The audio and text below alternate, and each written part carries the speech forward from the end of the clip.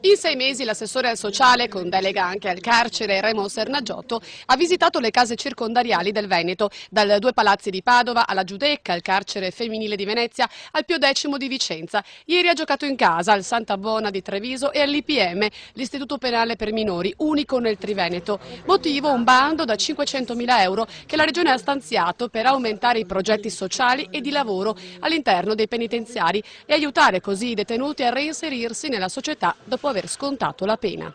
E non abbiamo costruito progetti che piacciono a noi, ma abbiamo in questi 6 mesi costruito un progetto che ci viene dai stessi detenuti, dagli stessi direttori delle carceri, e credo che il 2 di agosto, al massimo il 1 di settembre, approveremo la delibera e comincia un progetto nuovo che sarà un progetto minimo triennale e fra 3 anni vedremo i risultati soprattutto della recidiva, perché la verità, la vera sfida è quella che se un carcerato esce e dopo un mese ritorna in carcere costa dai 250 ai 250 euro al giorno.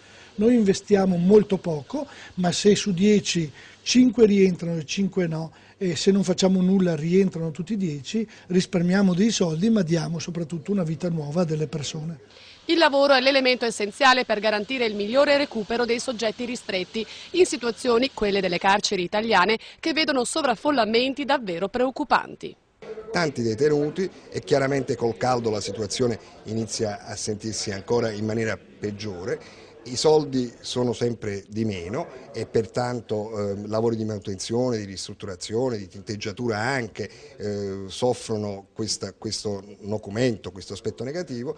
Noi d'altra parte, io sono 23 anni che sto qui a Treviso, d'altra parte cerchiamo di lavorare sempre nel migliore dei modi e mi sembra che quello che è stata la giornata di oggi è una dimostrazione che effettivamente anche di fronte a queste difficoltà tutto il personale cerca di fare il possibile e anche l'impossibile. O meno detenuti o più personale e più risorse economiche. Sono i tre punti fondamentali che in quest'ultimo periodo soffriamo in maniera accentuata.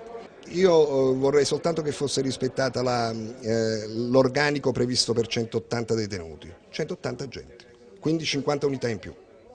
16 ragazzi attualmente presenti al minorile, tutti stranieri. La situazione qui è meno preoccupante, confortata anche dai molti progetti scolastici e culturali avviati all'IPM.